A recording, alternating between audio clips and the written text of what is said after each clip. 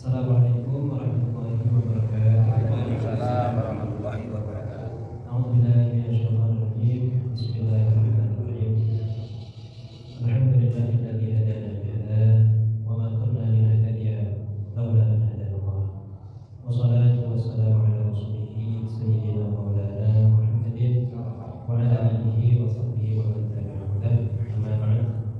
Ma'asyiral hadirin wal mustami'in. Ya para kiai, para sepuh bini sepuh, para tokoh masyarakat, sekalian takmir masjid, dan hadirin sama-sama yang kita muliakan. Alhamdulillahirabbil alamin.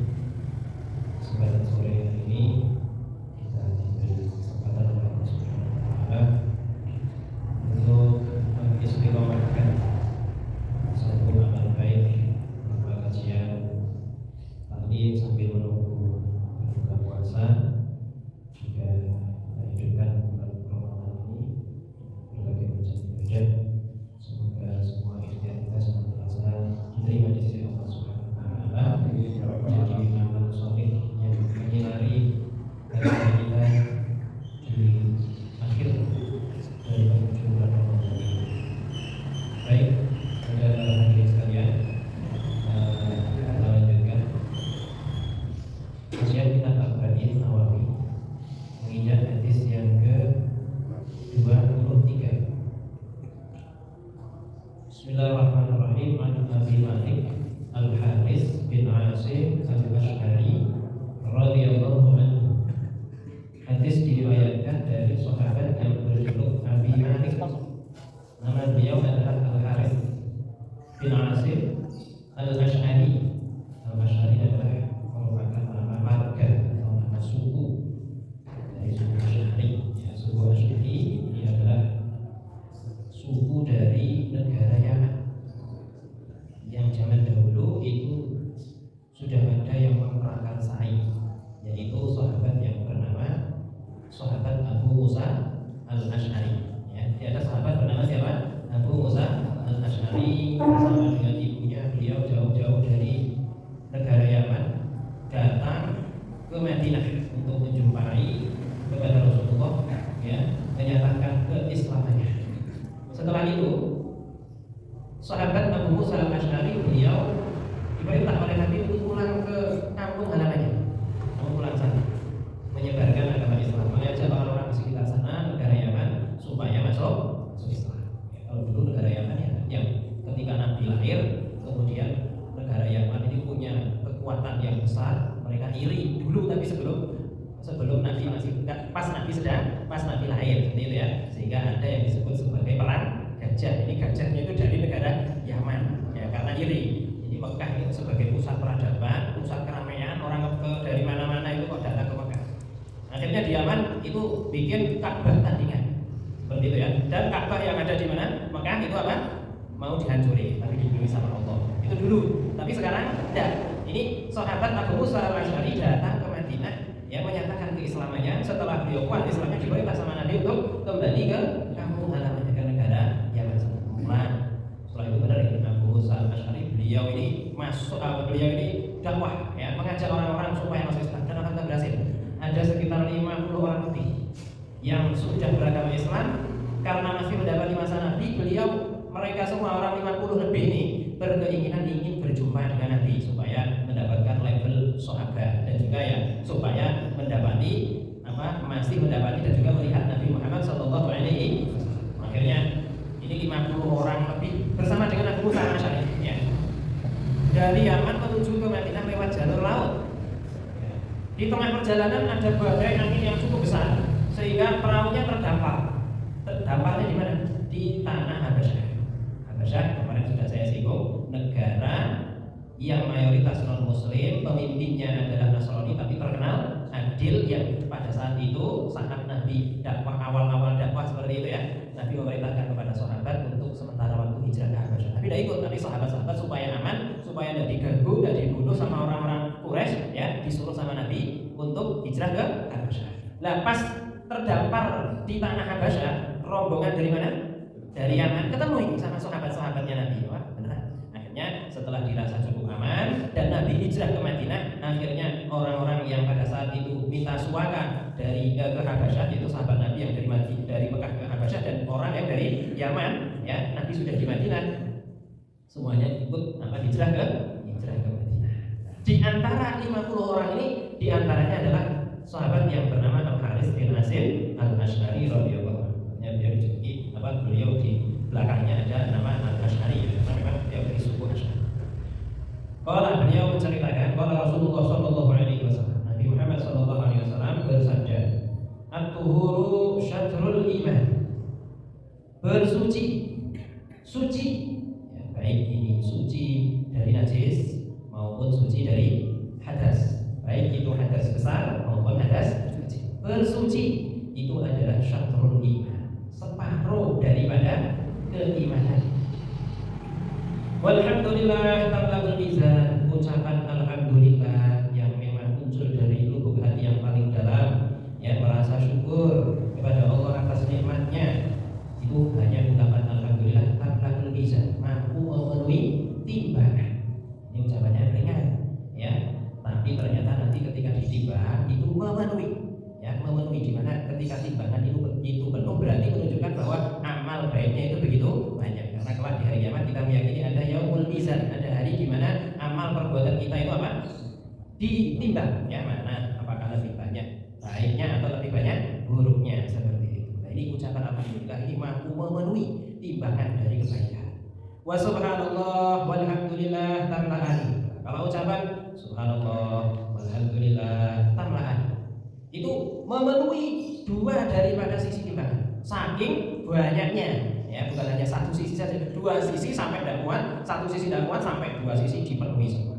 Atau dalam redaksi yang lain, dalam riwayat yang lain, tamla'u ma baina samawati wal ardh. Ini merupakan syak min rawi, ya, ada keraguan dari rawi. Saya lupa dulu Nabi bilangnya dawuhnya Nabi tamla'ani atau tamla'u ma baina samawati wal ardh. Lupa. Jadi kalau lupa disampaikan lupa, itu sahabatnya saking hati-hatinya. Saking hati-hatinya, kira-kira saya menyampaikan sesuai persis dengan apa yang disampaikan dengan Nabi atau tidak. Jadi kalau ragu disampaikan ragu. Dulu nanti saya ingatnya Nabi bilangnya dawuhnya tamla'ani atau tamla'u ma baina samawati. Ada keraguan, tapi keduanya sama-sama menunjukkan arti banyak, baik tamla'ani atau tamla'u ma baina samawati wal ardh.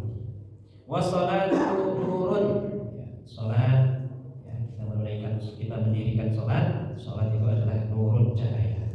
Wassadaqatu burhanun, sedekah adalah burhan, sebuah tanda.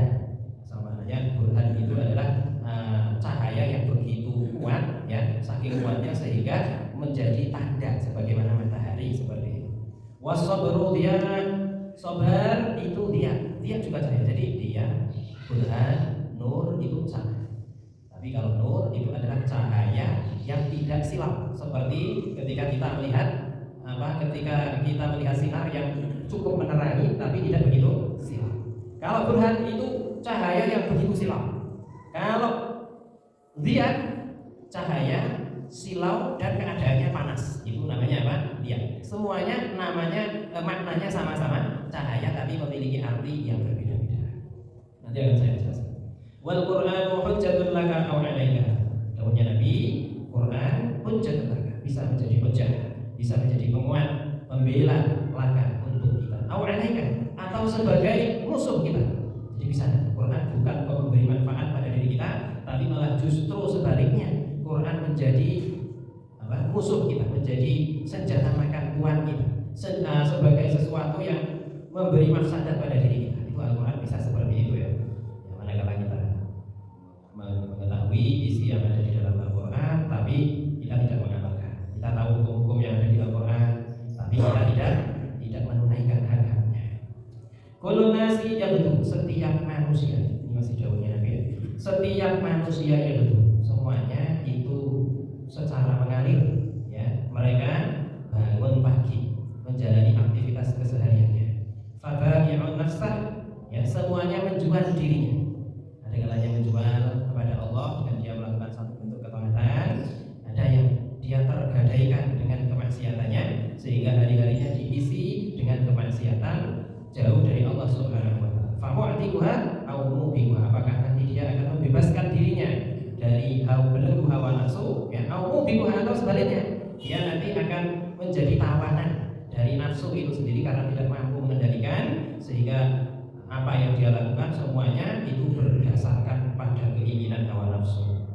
Ya, para hadirin, ini hadis sangat banyak sekali kandungan artinya, ya, muatannya juga sangat luar biasa.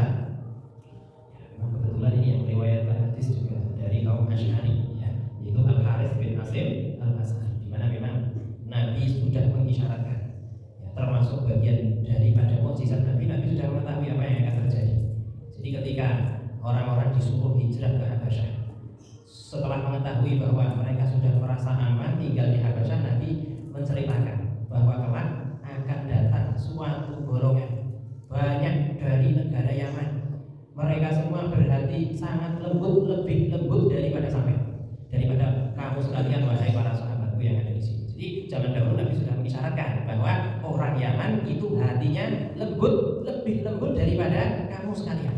Padahal pada saat itu, ya, sahabat-sahabat Nabi imannya sudah luar biasa. Dan apa yang disampaikan oleh Nabi sangatlah benar, ya. Nabi dalam satu redaksi hadis menyebutkan al-hikmatu yamaniyun. Kalau kamu ingin cari hikmah, ingin cari kelembutan hati, carilah di negara Yaman. Sampai sekarang juga seperti itu, ya. Negara Yaman itu sangat terkenal dengan kelembutannya, dengan sopan santun dari para masyarakatnya seperti itu.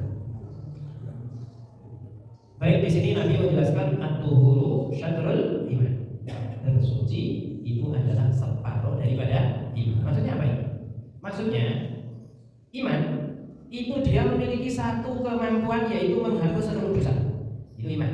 Orang misalnya dia belum masuk Islam, dia melakukan berbagai macam dosa, ya, berbagai macam kemaksiatan, kemungkaran. Begitu dia masuk Islam dengan beriman kepada Allah, iman tersebut itu menghantarkan dia menghapus seluruh dosa-dosanya, termasuk kekufurannya. Kalau dia sudah masuk Islam, ya, kalau dia sudah iman kepada Allah, itu seperti halnya bayi yang baru lahir, tidak memiliki beban dosa sama sekali. Itu iman. Nah, wudu juga sama, bersuci, at-tuhur juga sama. Tuhur, bersuci itu sama, cuman bedanya kalau bersuci itu levelnya lebih rendah sedikit, itu mampu menghapus dosa-dosa yang kecil, ya. Di sini ada beberapa hadis yang diriwayatkan oleh beberapa sahabat, ya.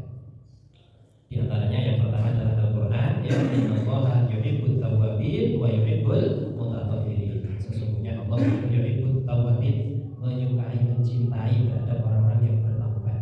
Taubat itu artinya mensucikan diri, jadi mensucikan secara kejiwaannya, secara rohaniahnya dari dosa-dosa. Kalau bersuci secara fisik, yaitu al-mutatahhirin, yaitu menghilangkan hadas besar maupun hadas kecil, maupun menghilangkan najis. Ya, keduanya antara iman dengan bersuci itu memiliki satu kemiripan. Makanya di sini Nabi di awal menyebutkan at-tuhuru syatrul iman. Adapun hadis di sini didahulukan oleh Nabi Muhammad SAW. Nabi menyebutkan, ma min muslimin yatawaddahu falyuhsinu wudu'ah tsumma yaqumu fayusalli rak'atain yaqbal 'alaihi ma biqalbihi wa wajhihi illa wajabat lahu al-jannah. Ya, tidak ada seorang muslim, dahulunya Nabi di riwayat Imam Muslim, tidak ada seorang muslim yang dia melakukan wudu, fayuhsinu wudu'ah, kemudian wudunya diperbagus. Nah, ini penting, ya, kita itu kadang sering menyepelekan. Yang penting sah, gitu ya. Yang penting sah. Jadi wudunya tidak begitu disempurnakan. Ya, yang dilakukan yang wajib-wajib saja, ya. Wajahnya mepet, kemudian membasuh tangannya juga seadanya saja. Yang sunah-sunah tidak dilakukan. Padahal anjurannya kalau berwudu itu harus isbagul wudu. Anjurannya dilakukan secara isbag, yaitu melakukan dengan bersungguh-sungguh dan juga dengan menyempurnakan sunnah-sunnahnya. Kalau basuh wajah itu sunnahnya itu sampai ke leher. Itu namanya burran muhajjalin. Burran itu mencorong wajahnya kalau di hari kiamat. Ya, kemudian muhajjalin, tangannya cara membasuhnya itu jangan seperti membasuhnya itu jangan secara minimal sebagaimana yang disebutkan oleh Allah secara wajibnya saja. Kalau di Al-Qur'an Allah menyebutkan idza kuntum ila sholati faghsilu wujuhakum wa aydiyakum ilal marafiq, membasuh ilal marafiq sampai siku, ya. Jangan sampai siku saja, dilebihkan. Ini namanya isbagul wudu, ya. Jadi dilebihkan sampai di atas siku, lengan-lengannya itu dibasuh semua. itu besok ada keistimewaan di hari kiamat, itu akan menjadi satu kebanggaan bahwa itu merupakan ciri dari umatnya Nabi Muhammad SAW, dan Nabi Muhammad bangga terhadap kita. Nabi mengistilahkan dengan ghurran muhajjalin. Ghurran itu bahasa Arab yang asal maknanya itu kuda yang di keningnya ada pleret. Kuda hitam atau merah yang keningnya ada pleret putih, itu namanya ghurran. Itu zaman dahulu, itu kalau ada kuda kok di situ pleretnya kok putih, itu mahal sekali. Wah, ini simbol bahwa ini adalah apa? Kalau zaman dulu kan untuk mengungkapkan kendaraan yang paling mewah kan adanya ya kuda, dan kuda itu yang paling mewah ya kuda yang ghurran ini, yang di keningnya itu ada apa? Ada pleretnya. Ya, mungkin kalau zaman sekarang itu ya disampaikan ya ghurran itu seperti apa? Mobil yang paling mahal seperti itu ya. Kemudian muhajjalin, lebih sempurna lagi, muhajjalin itu adalah kaki dari kuda yang di sana ada pleretnya. Bukan pleret ya, kalau pleret ke atasnya, tapi lingkar. Jadi setelah kuku, di atasnya kuku sedikit, itu warna dari kuda itu merah atau hitam, tapi di situ ada lingkaran putih. Dan lingkaran putih itu kok empat-empatnya ada semua. Wah, ini harganya mahal sekali. Wah, ini harganya tidak ada tandingannya. Ini kendaraan yang paling mewah di muka bumi pada saat masanya Rasulullah, seperti itu ya. Nanti membahasakan kan sesuai dengan keadaan pada saat itu. Jadi umatnya Nabi Muhammad kalau wudu basuh wajahnya kok sampai ke bagian leher gitu ya. Tidak minimal, basuhannya tidak minimal seperti itu kalau di hari kiamat bercahaya, wajahnya bercahaya, kemudian ada kesan mewah, ada kesan mahal yang ini khusus diberikan untuk umatnya Nabi Muhammad SAW. Begitu juga muhajjalin, tangannya karena basuhnya itu sampai sempurna sehingga diseumpamakan oleh Nabi seperti halnya muhajjalin, seperti halnya apa? Seperti halnya kuda yang di situ ada lingkaran putih gitu ya, ada lingkaran. Setelah itu kalau seseorang wudu kemudian menyempurnakan wudunya, setelah wudu summa yaqumu fayusolli rak'atain. Kemudian setelah wudu sholat 2 rakaat. Baik itu, ya terutama sholat sunnah, namanya sholat sunnah wudu.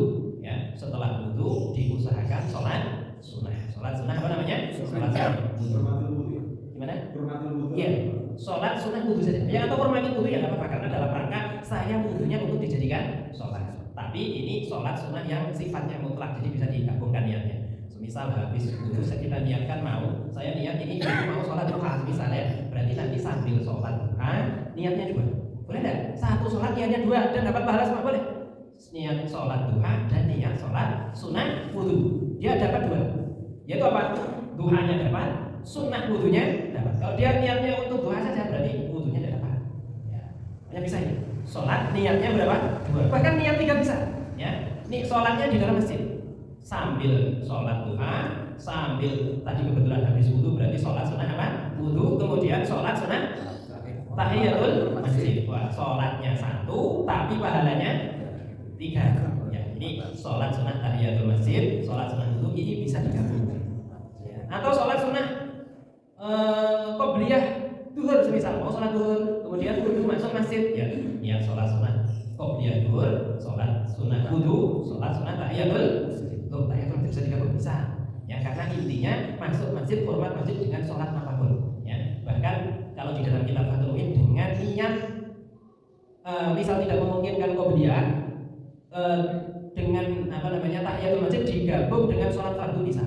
Ya, langsung sholat duhur kalau memang tidak memungkinkan sholat qobliyah. Sekalipun nanti qobliyahnya bisa dilakukan sehabis sholat, bisa ya. Saya tidak memungkinkan, ini sudah jamaah padahal saya belum qobliyah, ya udah ikut jamaah, nanti habis jamaah qobliyah duhur seperti itu ya, qobliyah duhur nanti bagiannya dilakukan juga seperti itu. Jadi ada beberapa sholat yang di sana itu tidak membutuhkan secara khusus, boleh digabungkan. Ada yang sholat tidak boleh digabungkan, ada sholatnya contohnya sholat fardu, sholat duhur gabung sama asar, saya tak niat saya duhur dan asar tidak bisa begitu ya. Ya, sebagaimana niat kurban, wah saya juga mau niat akikah ini, niat kurban sekalian niat akikah, kambingnya 1, bisa ada ini kira-kira ya, bisa ada ini kira-kira ya. Kalau menurut Imam Ibnu Hajar Al-Haytami tidak sah semua, malah 1 niatnya 2 malah jadinya batal semua. Nah, gitu ya. Tapi kalau menurut rivalnya dari Imam Ibnu Hajar yang bernama Imam Romli boleh ya, tinggal kita mau ikut siapa. Kalau ikut Imam Romli itu ya berarti sah semua, dapat semua ya, niat akikah ya niat kurban dapat semua. Seperti itu. Dalam kaitannya juga dalam kaitan sholat ada yang di sana boleh digabung-gabungkan. Di antaranya adalah sunnah wudu dan sunnah tahiyatul masjid. Kenapa boleh digabungkan? Ulama menjelaskan bahwa inti dari sunnah wudu itu intinya habis wudu sholat. Terserah untuk diekspresikan dengan sholat apa, mau dengan sholat duha, mau dengan sholat tahajud, mau dengan sholat tahiyatul masjid. Kalau tidak ada momen sama sekali di rumah habis wudu, sunnahnya sholat, ini tidak ada momen, ya udah niat untuk sholat sunah wudu saja sudah cukup dan bisa seperti itu. Nah ini Nabi menyebutkan orang yang wudu kemudian menyempurnakan wudunya, sehabis wudu kemudian dia sholat 2 rakaat, ya illa wajibat lahu al-jannah, maka wajib baginya masuk surga. Ini jalan surga ini sangat mudah sekali gitu ya. Kemudian ada lagi di sini ya. Kenapa kok Nabi membahasakan bahwa bersuci itu separuh daripada keimanan? Begini, iman itu sesuatu yang tidak tampak karena tempatnya ada di hati. Wudu itu mirip. Wudu itu merupakan sebuah amalan yang tidak tampak. Ya, sama dengan apa? Keimanan. Ada segi kemiripan. Sehingga di sini Nabi menyebutkan la yuhafal 'alal wudu'i illa mu'minun. Ya, ini diriwayatkan oleh Imam Ibnu Majah dan Imam Hakim. Nabi menyebutkan la yuhafidhu 'alal wudu'i illa mu'min. Tidak ada seseorang yang menjaga wudunya kecuali pribadinya merupakan pribadi mukmin. Jadi ciri dari orang mukmin itu suka menjaga wudu. Dan sebagaimana iman ini tidak tampak, orang dia dalam keadaan bersuci atau dalam keadaan menyandang hadas terlihat atau tidak? Tidak terlihat. Iman juga demikian. Ya. Iman itu sesuatu yang tampak, yang tidak tampak. Yang tahu hanya Allah. Ya. Orang suci atau tidak itu juga yang tahu hanya dirinya dan juga Allah. Nah, orang kalau dia memang iman benar, karena yang dituju yang digapai itu adalah ridhonya Allah. Yang penting dia dalam keadaan suci. Seperti itu ya. Dan orang yang suci itu selalu didekati oleh para malaikat. Karena malaikat juga suci. Malaikat tidak betul. Malaikat suci terus. Nah, orang kalau suci itu mirip dengan apa? Malaikat. Makanya malaikat tidak mau mendekat. Kalau orang tidak bersuci, apalagi dia menyandang hadasnya hadas besar. Seperti itu ya. Dalam sebuah hadis disebutkan, innal malaikata la tadkhulu baitan fihi surah wa kalab wal junub. Ini dalam satu hadis Nabi menyebutkan bahwa Allah punya malaikat yang malaikat ini senantiasa mau membarengi manusia, membarengi kita semua. Ya. Itu yang malaikat ini tidak mau masuk di rumah yang mana rumah itu memiliki salah satu dari 3 perkara. Kalau ada salah satu dari 3 perkara ini, maka malaikat tidak mau turun. Yang pertama adalah surah, di rumah itu ada gambar. Ini malaikat tidak mau turun. Ya, ini Nabi menyebutkan gambar. Nah, gambar ini boleh ada ini. Wah, ini kalau tidak boleh nanti guru yang tugasnya mengajarkan gambar, wah ini gimana ini? Jadi malaikat tidak mau turun. Gambar itu seperti apa yang dimaksud? Ya, hadisnya banyak seperti itu ya. Foto termasuk gambar atau tidak ya? Wah, ini juga harus ada pendalaman ya. Karena zaman Nabi belum ada foto. Ini kira-kira foto ini bagian dari gambar ya. Yang mana malaikat tidak mau apa? Tidak mau turun gitu ya. Jelas gambar yang dimaksud ini gambar yang apa? Yang di situ bisa hidup ya. Dalam satu hadis itu disebutkan ya. Saya tahu apa namanya hadisnya ini ya, bahwa kelak ya gambar tersebut karena yang berhak menciptakan itu adalah apa? Allah. Kalau manusia kok ikut-ikut menciptakan, maka nanti dari kiamat gambar tersebut hidup kemudian minta roh sama orang yang membuat. Karena yang berhak membuat harusnya siapa? Allah. Itu dalam hadis disebutkan seperti itu. Kemudian malaikat tidak mau masuk kalau di rumah itu ada ya, ada anjing. Kalau ada anjingnya itu tidak mau masuk. Memelihara anjing bukan sesuatu yang dilarang, boleh saja seperti itu. Asal ya kalau di rumah ya ada apa-apa. Tapi ya nanti malaikat tidak mau masuk. Jadi kalau melihara anjing ya yang lawan sana kayaknya enggak. Kalau misal mau melihara ya di tempat lain seperti itu ya. Karena kalau sampai di rumah kita itu berarti nanti apa? Berarti nanti malaikat tidak mau. Kemudian yang terakhir malaikat tidak mau masuk di rumah yang mana di situ ada orang yang junub. Jadi kalau junub harus secepat mungkin untuk apa? Mandi. Kalau tidak mandi malaikat tidak mau dekat. Seperti itu ya. Kalau misal keadaannya sedang dingin kemudian dia hadas besar ya minimal apa? Bersihkan dulu kemudian apa? Wudu ya. Wudu ini supaya tidak dijauhi sama malaikat. Tapi tetap malaikat belum mau mendekat ini. Dalam hadis itu disebutkan seperti itu. Ya ini jadi saya ulangi lagi bahwa wudu itu merupakan separuh daripada keimanan karena di situ ada nilai-nilai yang mirip yang sama antara wudu dengan iman, sama-sama menandakan pribadi muslim, pribadi seorang yang mukmin seperti itu. Kemudian Nabi menyebutkan di dalam hadis ini alhamdulillah tamlahul lisan. Ini anjuran untuk kita semua untuk memperbanyak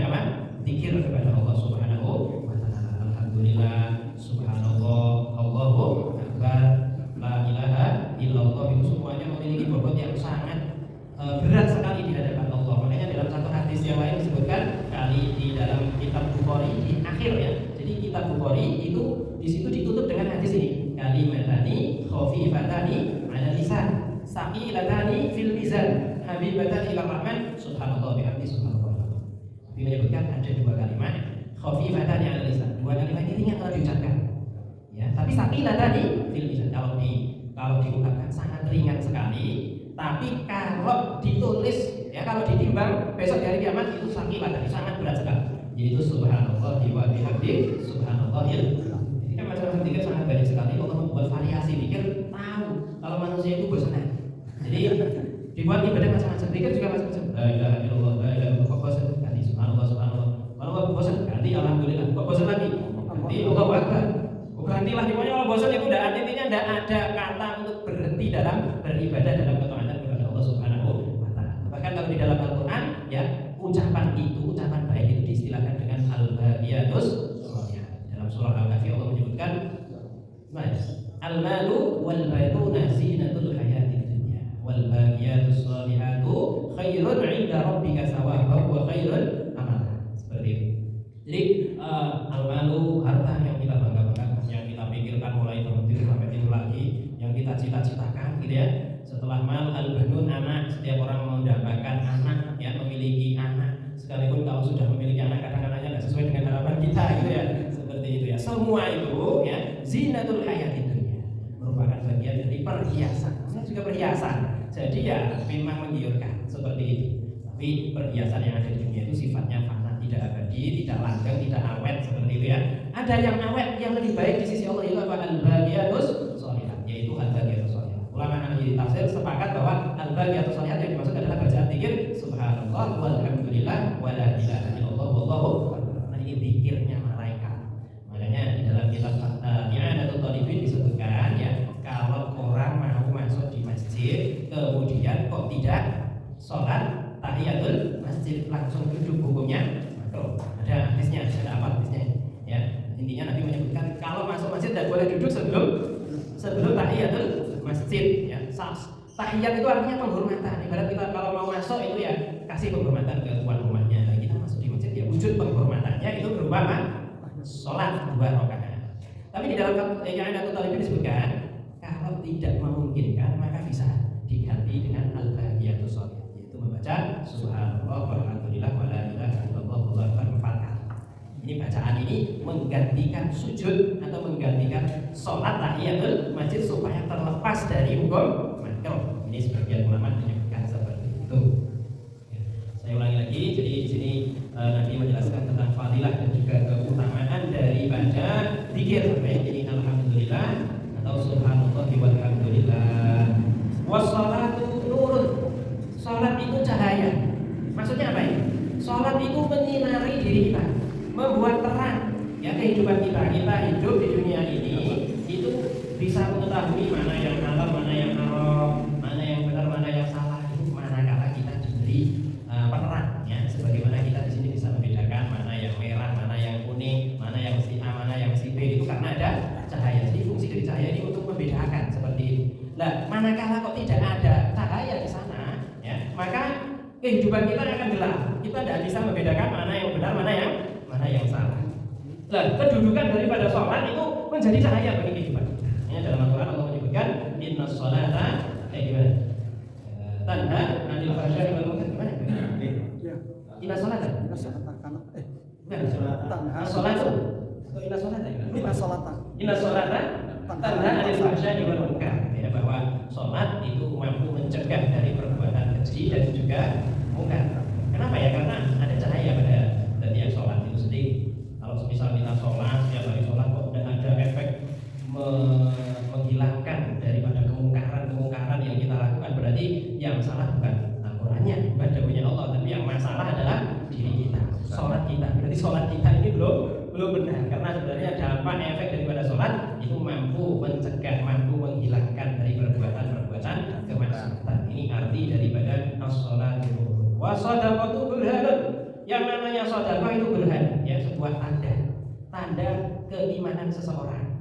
Karena setiap orang itu bakal diuji oleh Allah. Kalau memang dia iman pada Allah, kalau memang dia memprioritaskan Allah, kalau memang dia itu mencintai Allah melebihi dari segalanya, ya, maka di situ pembuktiannya adalah dengan sedekah.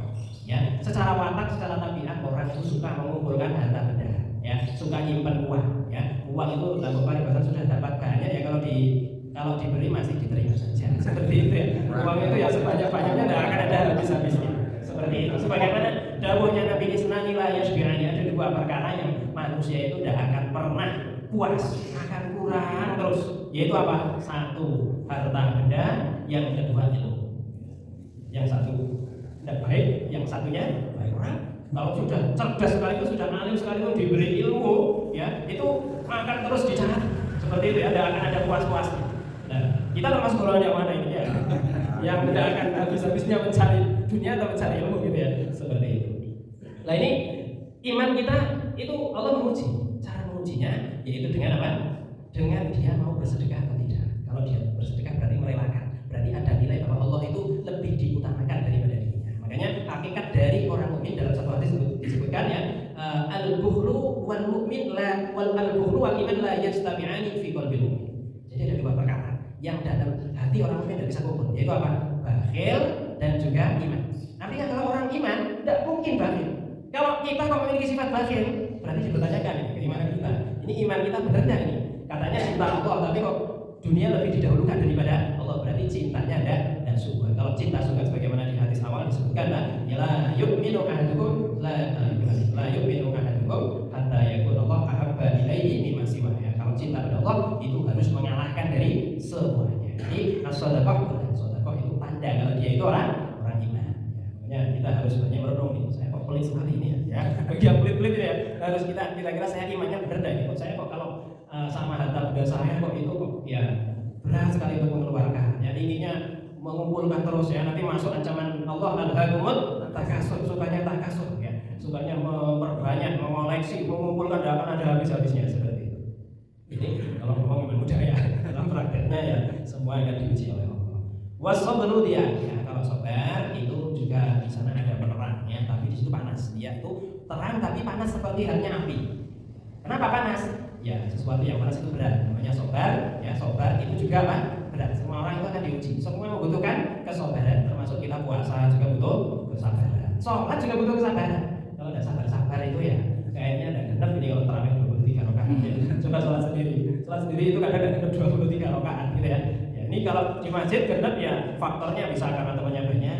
Ada kalanya kalau tidak selesai tidak enak juga bisa juga seperti itu ya. Jadi semua butuh kesabaran kita menjalani kehidupan, kita meninggalkan kemaksiatan, kita diuji oleh Allah itu butuh kesabaran. Tapi ketahuilah bahwa dengan sabar itu ada dia di sana ya, ada cahaya yang akan menyinari dalam kehidupan kita. Itu kuncinya kalau sabar seperti itu. Kullu nasi yaghdu fa ta'ibu nafsah faqatiha qaumutin.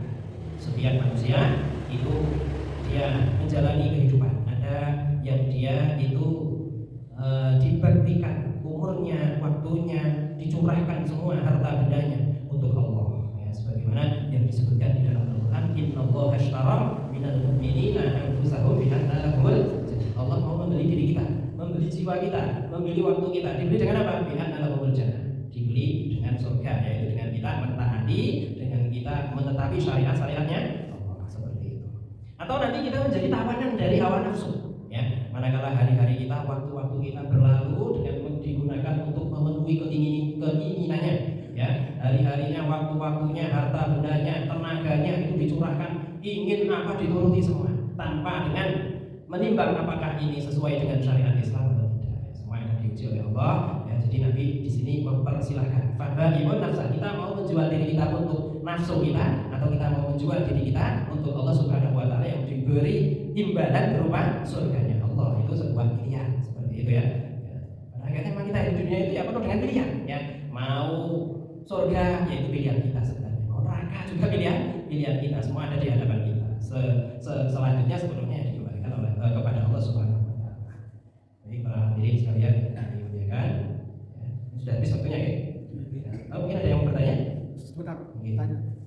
bahwa tadi disampaikan untuk sholat sunat itu tadi niatnya 3, contoh tadi sunat wudu, sunat tahiyatul masjid, juga tadi qobliyah. Nah, itu bisa ya kalau yang sunat. Nah, yang saya tanyakan, kalau seandainya orang berhutang tentang puasa umpamanya, kita kan nyambut hutangnya itu kok di hari Senin umpamanya, nah itu diniati 2, saya niat puasa nyaur hutang dengan sunah yang Senin, nah itu sebetulnya bisa banget. Itu juga sama, bisa ya.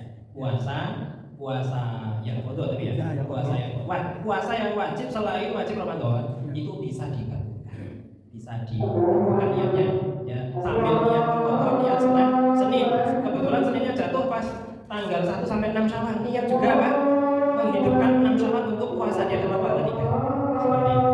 Jadi kalau puasa sunnah dengan wajib boleh digabungkan, yang penting jangan digabungkan yang wajib dengan yang wajib. Kalau pas bulan Ramadan tak foto sekalian tidak bisa seperti itu. Kalau sunnah boleh. Ya, tadi kami kita tutup dengan doa kepada Majelis.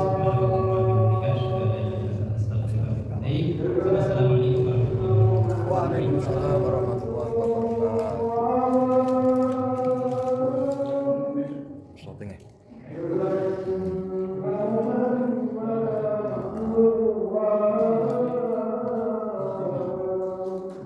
Wah, selamat berbuka.